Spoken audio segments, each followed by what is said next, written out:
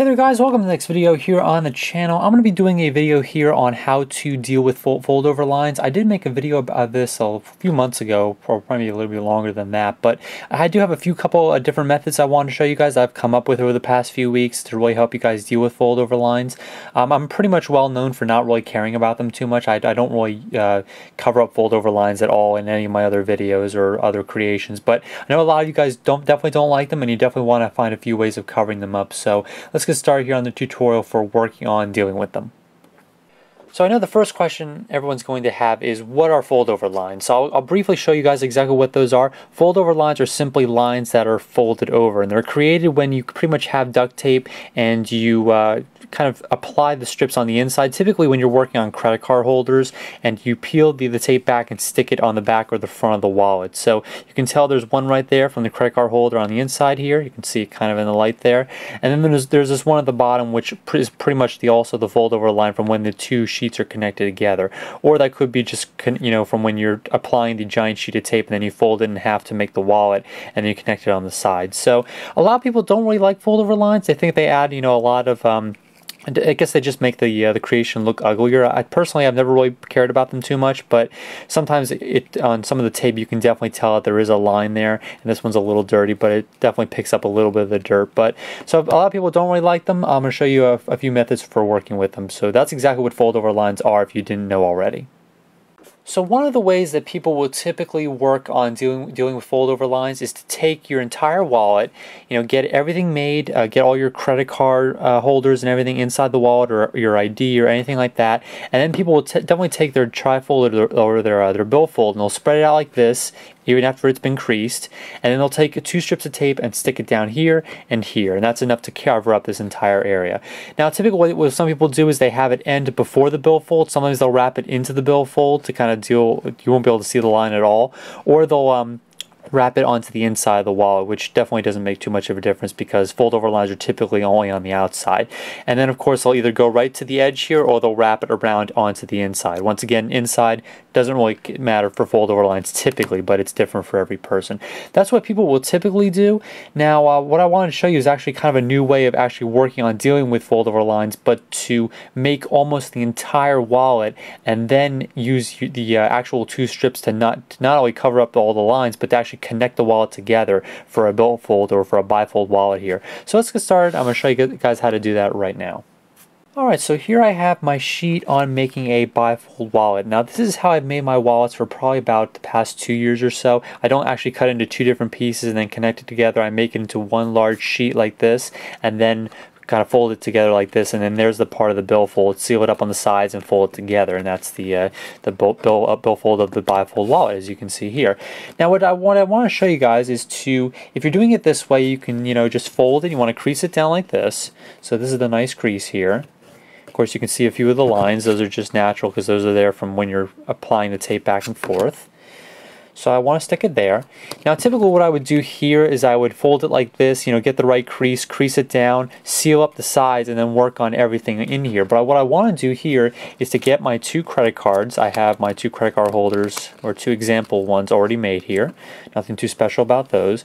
So I'm going to stick these in as if this was the inside of the wallet here. So it would be closed like that. So I got my first one, and I have my second one. And I'm going to line these up. A lot of the times when you do this, if you apply at least two credit card holders, the bottom part will definitely wrap around, and that would contribute to a fold-over line, of course, if this was the outside of the wallet. So what I'm going to do is I'm going to stick those down, and then what I'm going to do is take two strips that are going to go on this side. They're going to wrap around. They're not only going to seal up the side here, but they're also going to connect the credit card holders and kind of seal up this side as well. So I'm going to show you how to do that right now.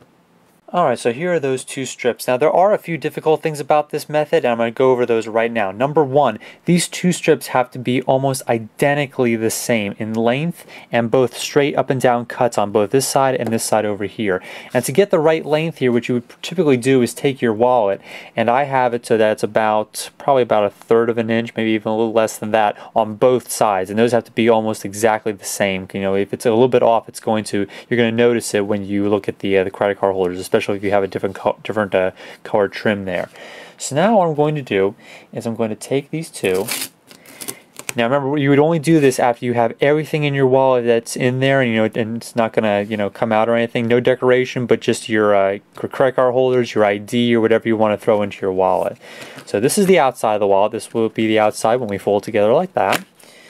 And make sure it's folded. Make sure there's a good crease on the bottom so it doesn't pop up on you. And you want to take your piece of duct tape, but here's where it gets tricky, because you want to apply this so that it's perfectly even on the overlap on this side and perfectly even on this side. So that can take, a few tries to make sure you get it just perfectly. And of course I'm applying this almost right to the edge up here, and not wrapping it around, but just almost right to the edge. And I'm going to take my second one. And this one is going to... Oh, I got a phone call. Hold on. Alright, so I apologize for that. That's probably the first time I've actually gotten a phone call in the middle of a video, and it's the Joker laughing as my ringtone, so that's probably why it sounded really funny. But anyway, so here's my second strip, and you want to apply this so that it's exactly lined up with that strip there. Now remember, if these are exactly the same size, then you're not going to have a problem with that. But you want to apply it so that it covers up just the bottom part of this this wallet right here on the bottom. And if there's any any creases or anything, make sure you just peel it up and stick it back down again, because you don't want pretty much any imperfections on here. You just want that single line in the center, and that'll be the only line there. Make sure it's lined up on the side here, lined up on the other side, of course. Now we're going to flip it over. Now here's the thing which is really cool, because all you want to do is just peel these back. And of course this fold over is a little bit small, but of course you could always make it a little bit larger depending on how your wallet is. That seals up not only this side, but also those two credit card holders, the side of the credit card holders. And then of course this part over here will seal up this side. And of course if there are two credit card holders here, it would just cover up that side as well. Then for the center, you take a small strip of tape and then cover it right over here in the middle. And then what I typically do is, this is how I make my credit card holders. When I seal them in on the sides, I just take my hobby knife, make a small little slit there, and then of course I can stick my credit card right in there and right in there. So that's a cool way of eliminating all the fold over lines. You just have that single one in the center, and then that's it. Now you can crease it and get ready to go from there. So yeah, that's one of the new ways of dealing with fold over lines I've come up with over the past few weeks or so. Now what you would do at this point is you have all your actual things in the wallet that you're going to use, like holders, ID, and then you would take, at this point you would take your hobby knife and your cutting mat if you wanted to add like different characters and different stencil designs onto it, like the Toy Story wallet here. Then you would do all of that now, and of course with the decoration there aren't any fold over lines or anything like that, because it's not going to wrap around the back. You would just stick it right on, and of course no fold over lines over here, none over here, and you have the entire wallet kind of all ready to go.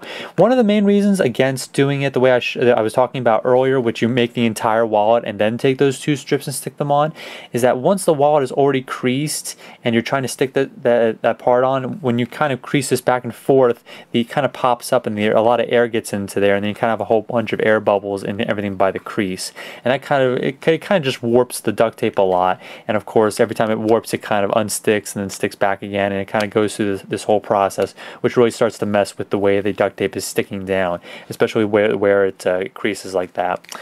So that's just a cool method on eliminating a few more fold over lines. So I hope you guys liked the video, and I'll catch you next time on the channel for a few more videos coming soon. So catch you next time. Oh, and by the way, this is my full ringtone. Hello, operator. I believe my party's been disconnected.